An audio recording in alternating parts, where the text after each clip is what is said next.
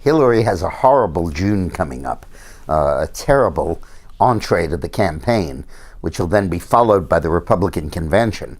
And it won't be until late July that she has a chance to get well at her own convention. It's the byproduct of the strategy of delay and obfuscation and concealment that has been the hallmark of Hillary Clinton's reaction to scandal and to negative news. She's constantly kicking the can down the road by refusing to turn over documents, by hiding them, by ducking depositions and all of that. And now, finally, it's down the road and the can has come to a rest at the worst possible time, right before the start of the general election campaign. Her horrible June began in the last few days of May with the Inspector General's report that sharply rebuts her contention that she was allowed to use this server.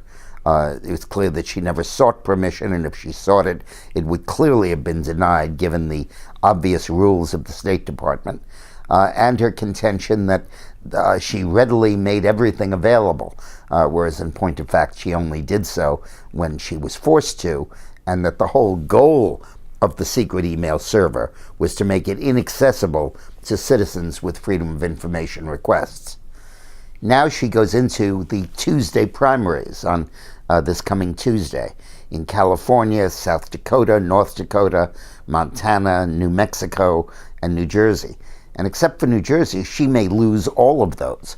And while that will not stop her from getting the nomination, because she'll still get the loser's proportionate share of the delegates, it's a horrible way to begin the process and will serve as a punctuation point on the Inspector General's report and on the other negative stuff that's been flowing her way. And then you have to assume that sometime between the last primary and the 4th of July, you're going to get the Benghazi Committee report and you're going to get the results of the FBI investigation, which could be an indictment, but more likely will be a report, a scathing report, perhaps recommending an indictment, which the Attorney General will perhaps refuse to do.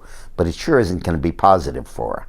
And one after another, she's going to get hit with these shots.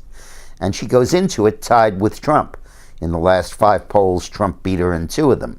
And the average Real Clear Politics is a 1-point Hillary margin with a huge undecided vote. So this is really going to be a very bad month for her.